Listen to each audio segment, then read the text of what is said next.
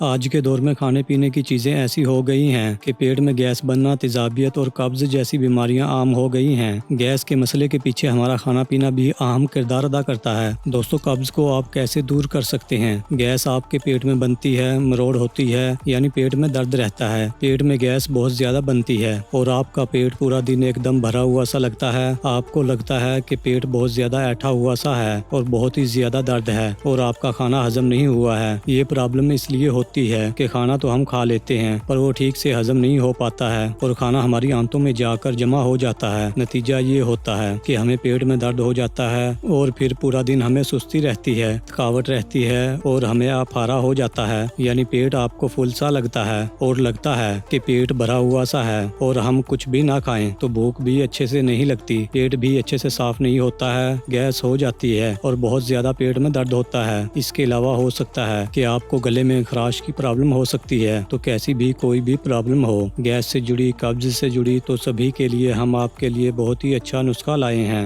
آج کل کھانے پینے کی چیزیں ایسی ہو گئی ہیں کہ پیٹ میں گیس بننا، تیزابیت اور قبض جیسی بیماریاں عام ہو گئی ہیں، جس کا ہمارے نظام ہاضمہ پر بہت برا اثر پڑتا ہے۔ اس کے لیے یہ گھریلو نسخہ آپ کے لیے فائدہ مند ثابت ہو سکتا ہے۔ تو اس کے لیے لینی ہے آپ کو چھوٹی ہرڑ 50 روپے کی، اور دیسی گھی میں ہرڑ کو 5 منٹ تک بھون لینا ہے درمیانی آنچ پر، اور ٹھنڈا ہونے پر اس کا پاؤڈر بنا لینا ہے اور اس کا استعمال آپ نے رات کو سونے سے پہلے کرنا ہے۔ ایک چائے والا چمچ 1 گلاس پانی کے ساتھ استعمال کریں۔ اس کا استعمال ہفتے میں 3 دن کرنا ہے۔ دوستو، یہ بہت ہی زبردست نسخہ ہے، آپ اس کو ایک بار آزما کر ضرور دیکھنا اور آپ دیکھیں گے کہ صبح آپ کا پیٹ کھل کر صاف ہوگا اور سارا دن آپ کو جو سستی رہتی ہے، تھکاوٹ رہتی ہے اور نیند سی آتی رہتی ہے، یہ سب دور ہو جائیں گی اور آپ اپنے آپ کو بہت ہی زیادہ انرجیٹک فیل کریں گے۔ دوستو، اگر آپ کو ہماری ویڈیو پسند آئی ہے تو ویڈیو کو لائک اور شیئر ضرور کریں، اور اگر آپ ہمارے چینل پر پہلی بار آئے ہیں تو ہمارا چینل سبسکرائب کرنا نہ بھولیں۔ شکریہ۔